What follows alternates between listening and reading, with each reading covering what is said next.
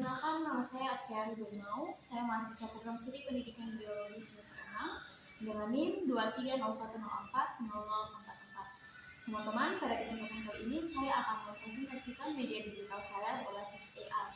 Nah, topik yang saya pilih yaitu sistem pencernaan manusia. Nah, media ini saya buat dengan tujuan untuk memudahkan mahasiswa untuk memahami materi dalam sistem pencernaan manusia. Dan manfaatnya melalui media ini supaya tidak membuat siswa merasa bosan dengan materi dan bisa melihat dengan detail bagaimana organ-organ yang bekerja dalam sistem pencernaan manusia. Nah, untuk langkah-langkahnya teman-teman, di sini akan saya berikan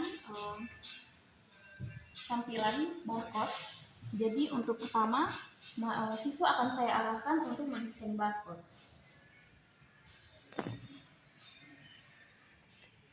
Nah, ketika sudah ter-scan barcode menggunakan HP, tampilannya akan muncul seperti ini.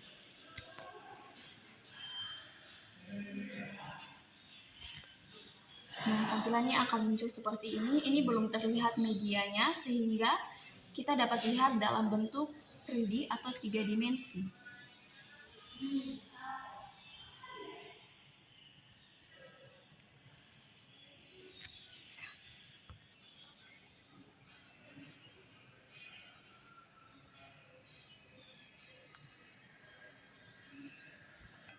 Nah, ketika siswa selesai men-scan, tampilan di handphonenya akan muncul seperti ini. Jadi di sini saya buatkan dua scan atau dua bagian utama.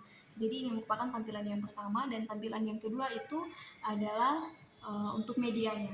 Jadi karena di handphone ini ukurannya seperti ini, maka mari kita lihat pada laptop. Nah, teman-teman, ini dia tampilan. Nah, teman-teman, seperti yang saya katakan tadi bahwa media yang saya buat ini terdiri atas dua scan atau dua bagian. Bagian yang pertama yaitu bagian pendahuluan. Ini saya sertakan topik capaian pembelajaran, tujuan pembelajaran, dan juga indikator tercapaian tujuan pembelajaran. Jadi melalui bagian yang pertama ini siswa langsung mengetahui apa topik yang akan dipelajari dan langsung mengklik dan akan muncul bahwa topik yang akan dipelajari adalah sistem pencernaan manusia. Kemudian terdapat capaian pembelajaran.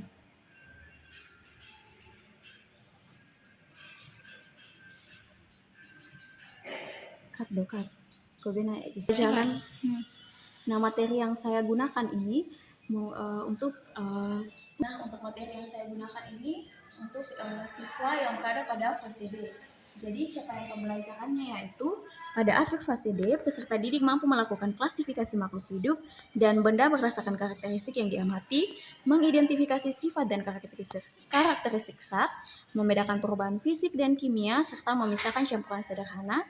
Peserta didik juga dapat mendeskripsikan atom dan senyawa sebagai unit terkecil penyusun materi serta sel sebagai unit terkecil penyusun makhluk hidup.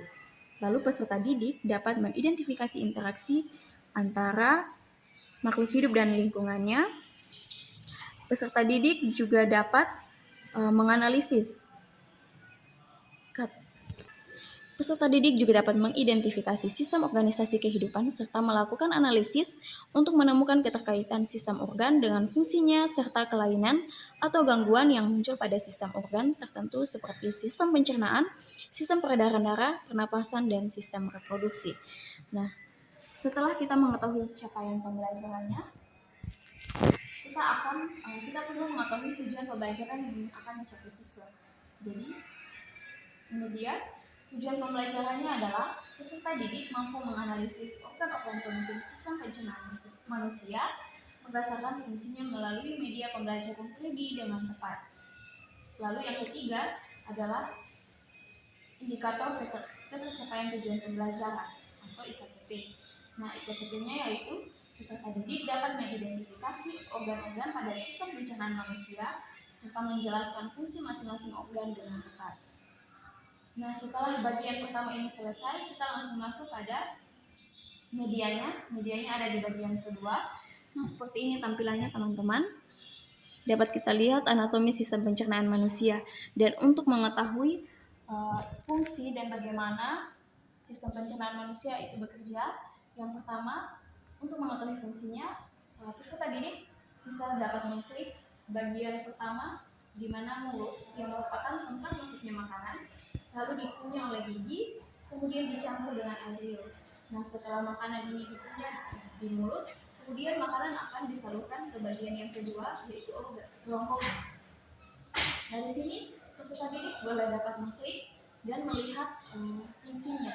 Nah, kerongkongan ini merupakan jalur penghubung di mana makanan didorong ke lambung lewat gerakan yang disebut dengan peristaltik. Nah, setelah makanan disalurkan ke kerongkongan, kemudian akan terus diproses dan menuju ke lambung. Di lambung ini, peserta didik bisa langsung mengklik dan muncul penjelasannya, di mana di lambung ini terjadi proses kimiawi di mana makanan dicampur dengan asam lambung dan enzim pepsin, lalu protein dipecah menjadi peptida. Lalu makanan akan terus disalurkan ke bagian yang keempat, yaitu usus halus, di mana usus halus ini merupakan tempat penyerapan nutrisi dari makanan yang sudah dicerna. Lalu yang kelima adalah usus besar, di mana di usus besar ini makanan akan di usus besar ini akan diserap air dan membentuk feses dengan bantuan bakteri. Kemudian sistem pencernaan yang terakhir atau organ yang berperan adalah rektum atau anus, di mana rektum atau anus ini merupakan tempat penyimpanan sementara feses serta saluran pengeluaran sisa makanan berupa feses. Seperti ini teman-teman media saya. Jadi dapat dilihat bentuknya visual, tapi bisa dipahami oleh anak-anak bagaimana prosesnya kita mencerna makanan melalui organ-organ yang sudah saya sebutkan tadi. Sudah, oke. Baik teman-teman, sekian presentasi media AR saya. Semoga melalui media 3 dimensi sistem pencernaan manusia boleh menambah manfaat bagi peserta didik dalam belajar dan bagi siapa saja yang ingin menggunakan media ini agar memudahkan proses pembelajaran. Terima kasih.